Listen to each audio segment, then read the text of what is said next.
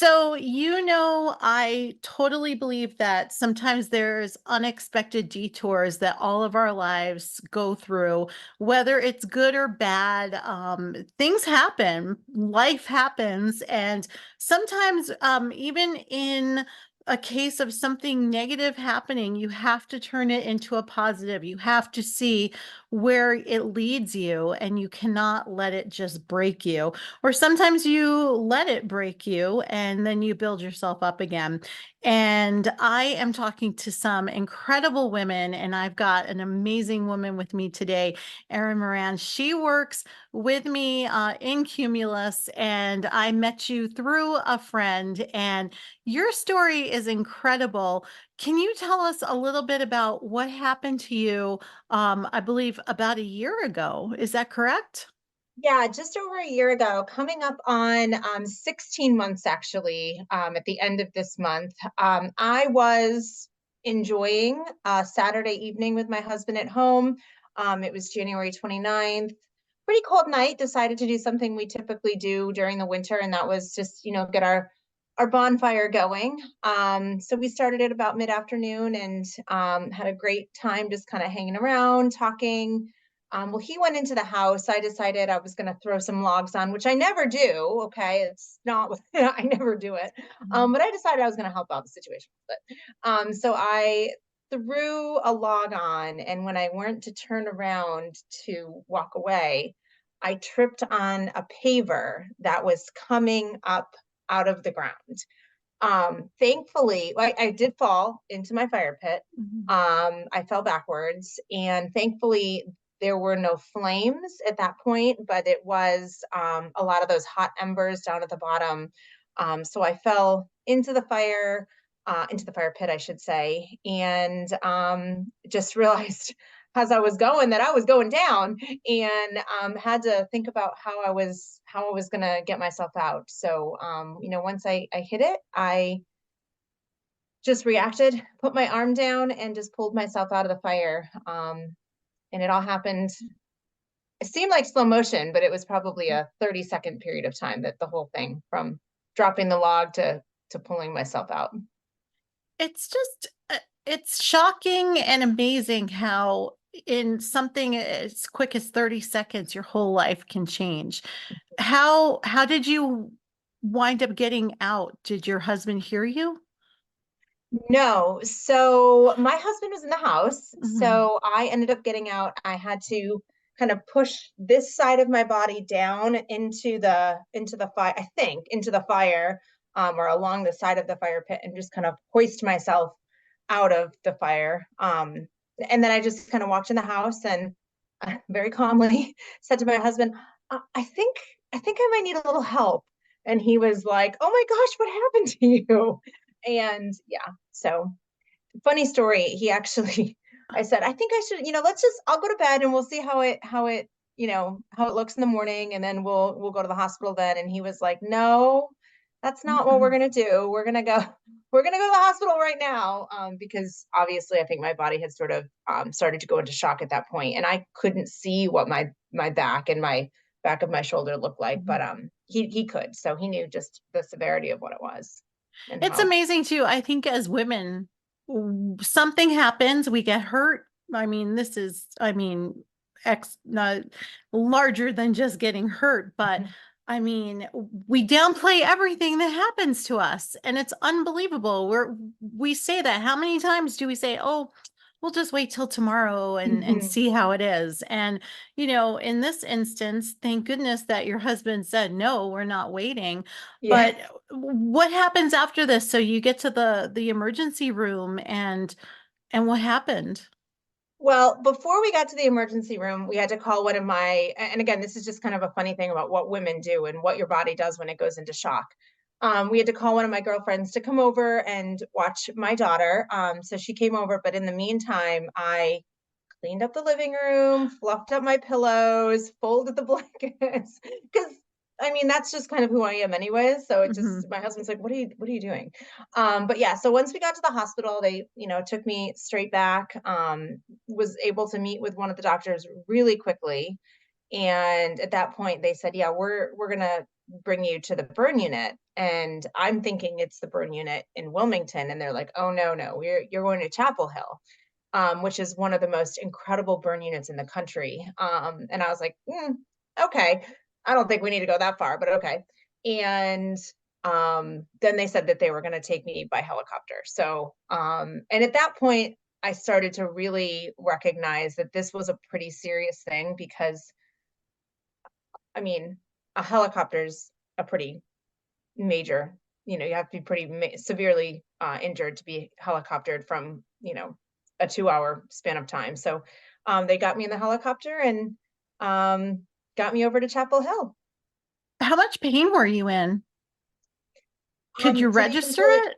no, to be honest, none. I really was not. My body was, I think, completely in shock. I don't remember any pain at all. Oh my Um, goodness. yeah, I don't remember any pain really until like 3 days later. Oh, So, wow. thankfully, your body is built in such a way that it protects you from, from these things that happen to you, but, yeah, no pain. Oh my That I can goodness. remember anyways. Yeah. So they transport you to the other location, and you say 3 days later you start to feel pain. What did you have to go through? Did you have to have an operation and how much of your back was burnt? Sure. So I was admitted to the hospital on the 29th. I fell actually on the night of the 28th. And I had a major surgery on the 31st. It was a couple hours long. They did grafting. 37% of my body was burned, including my back, my shoulders, my arm, which I can kind of, I mean, I'm happy to show you my arm, Mhm, my neck, and parts of my face. So they took donor sites, which is when they take skin from other unburned areas in your body, and they used them for grafting purposes all over my neck, back, shoulders, arm, hand. But they did something a little different on my face, something called ReCell, which is basically a spray where it's a grafting spray, but they take your own and I'm going to mess this up, but they're your own skin cells, mix it into a solution, and they spray it on you, and that is how you heal. So that surgery was a couple hours long. Uh, didn't really learn until about a year later just how intense that was. mhm.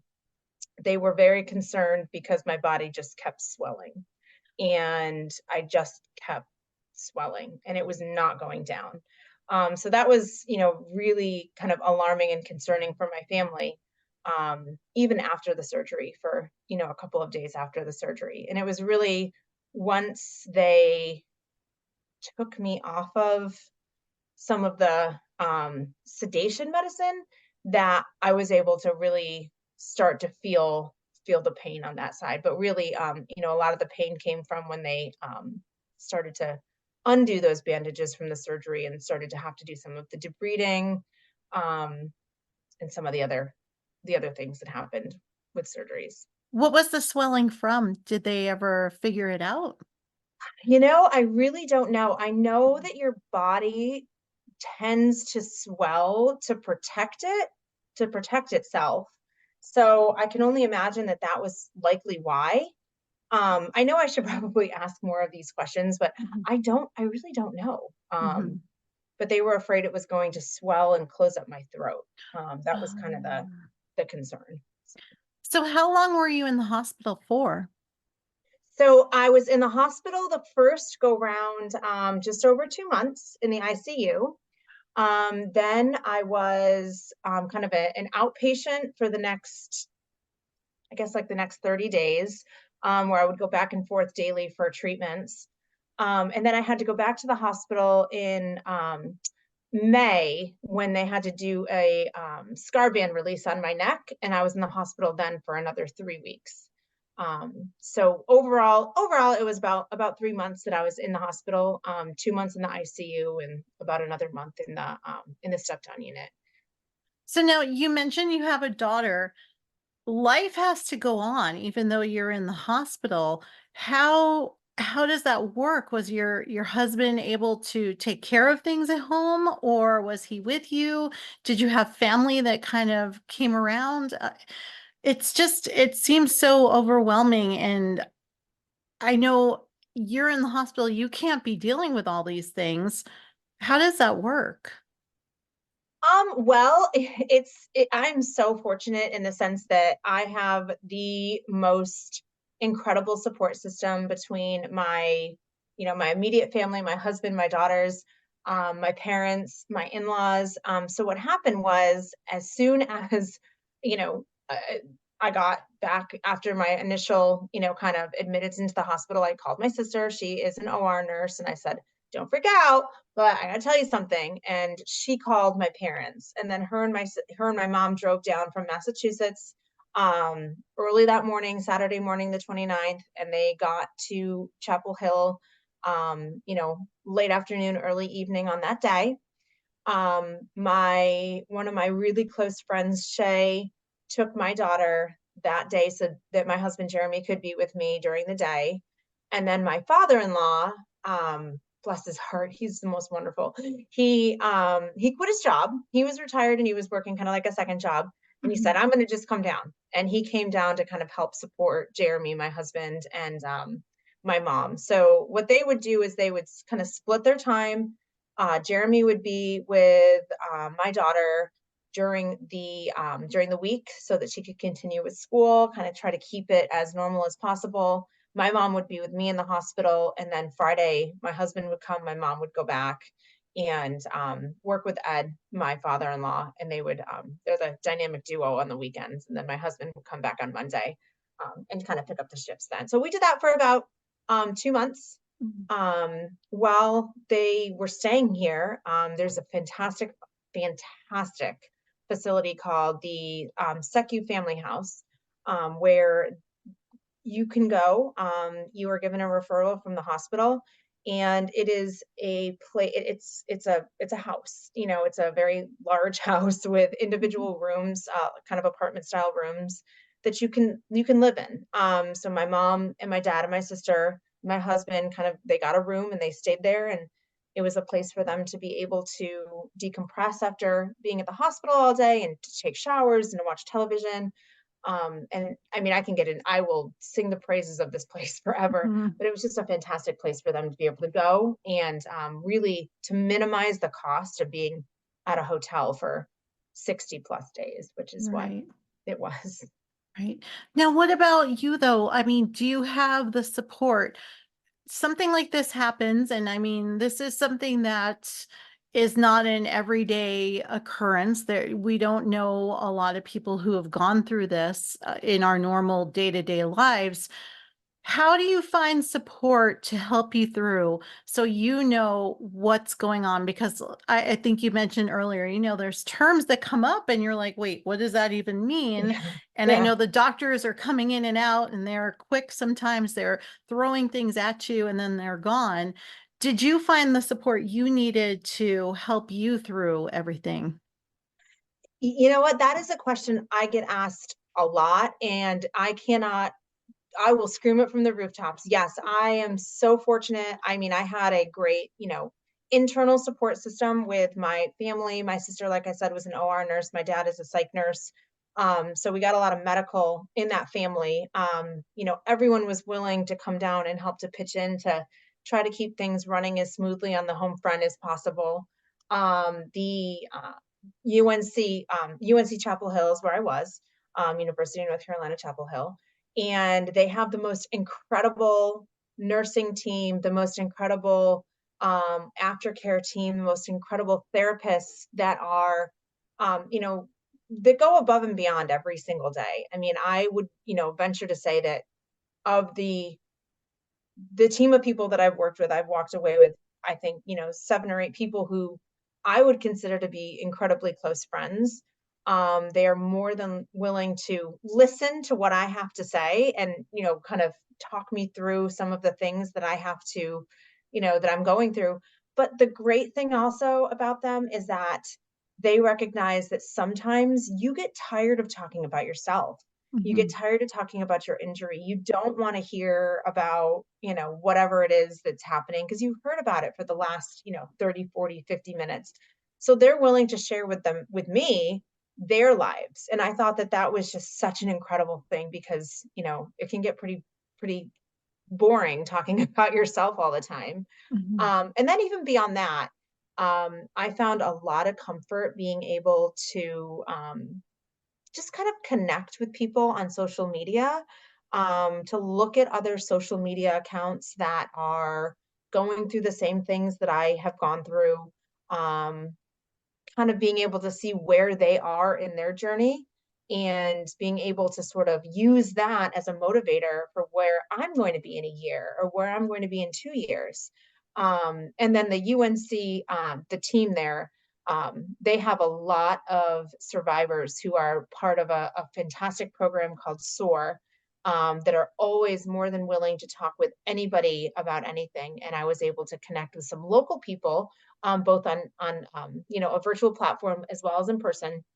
That I was able to kind of connect with them, see how their journey is going, and where they saw some struggles, where they saw some achievements, and just kind of connect with them on a level that I never thought I would be a part Mhm. of. How has your life changed since you've gotten home? Well, I will say I've always been a person who's valued my family time. I love my job. I love the company I work for. I love the people I work with. But you only have one life and you have got to live it every single day. And, don't do things you don't want to do. Hang around with people that make you happy. And I know it sounds very cliche, but it's true because there's so many opportunities, just to kind of get sucked into things you don't want to do. And you don't know when Mhm. this might be your last day or whatever it might be. But I've really found that spending time with my family, doing the things that make me happy, that bring me joy, I'm doing more and more of. I've also really tried to do my very best to make my therapists and my nurses and my doctors proud by turning around and helping others who maybe are just starting in their journey, who maybe are in the same place I was in a year and a half ago. So, really dedicating my time, and I'm trying to do more of it, but dedicating my time to helping people who I know, are going through things that I've been through and can offer, at least my insight on it. I love that. I think that's one of the most important things that we do go through bad times and we feel broken, but there's people, first of all, that are there for you and that will uplift you. For me, it was finding a bereavement group that just changed my life. But there's also finding the silver lining in everything. And I am a firm believer that everything happens for a reason, even though Right. it's like ridiculous. Um, do you think there was a reason? Do you feel that way too, or do you think this was just an accident and you're making the best out of it? I think it's difficult because I feel like your life is kind of planned out. What's going to Mm. happen to you is going to happen to you, and you can change certain things about it. But, this was an accident. This was not anything, obviously, that was planned, but Right, it was an right. accident. But you can do two things. And I saw this while I was in the hospital. You can lay down and give up, and then that be it. And then that's it. Or you can say, okay, you know what? This sucks. This is not fun. And I am not happy that I'm doing this and I'm here. But if I do X, Y, and Z, then I'm going to have A, B, and C. And that was my mindset. I had to understand that I mean, it already happened. There was nothing I can do to change it. I can't go back in a time machine and change the action. But what I could do is I could chart what was going to happen to me next. And to be an example for my 19-year-old and for my 8-year-old, that, this is something that we were not counting on, we're not planning on it, and it's not an ideal situation, but you know what? It's not the end of the world. And it it really can show you a whole new world of people and places and things, and that you never even knew existed. Mhm. So you know, I feel like as much as I hate that this happened, in another breath, I can say, I'm glad it did at the same time, because it does offer a lot of perspective and it gives me a fantastic platform to be able to, you know, to talk about these things, and to hopefully, you know, turn around and say to somebody who may be kind of struggling, like, you can do it. I did Mhm. it, you can do it. And hopefully help, you know, help people. You made a great point. It's all with what you do with it. You can't help things. Things are going to happen. Accidents are going to happen. People are going to pass away, but it's what you do afterwards. And I Mhm. think that's what really counts the most. So 5 years from now, where do you see your journey with all of this and your social media? Where would you see yourself? Um, you know, I in 5 years, it's to make me cry. Um, I think that I would just like to know that, you know, some of the people that I've talked to, some of the people who maybe have been in a darker place or didn't have the support, um, are thriving and they're doing well. In 5 years, I'll be done with my lasers. I'll be done with, hopefully, you know, many of the surgeries that I'm still going to continuing to need. So that'll be nice. Mhm. I'm sure Cumulus will be very happy that I'm not taking all the time off. Yes. But I would say, you know, in 5 years, I just hope that there is more of, I would say I hope that there's more of an awareness of what happens with burns, and ways that we can prevent, you know, burns. I mean, there's not always going to be a way to not fall in a fire, but like, you know, ways that we can kind of educate on what a burn is. Also, how to talk to somebody who maybe has a burn or any kind of a physical, you know, deformity is not really the right word, but something that physically sets them apart, because that is something that I was always worried about, you know, Mhm. wondering, would my children's kids look at me weird? Would they be embarrassed? And they're not, you know, no kids don't care. They're Mhm. curious, they want to know, and then they move on to the next thing. And I Mhm. hope that in 5 years, you know, we have more, a better understanding, I guess, of how to deal with that.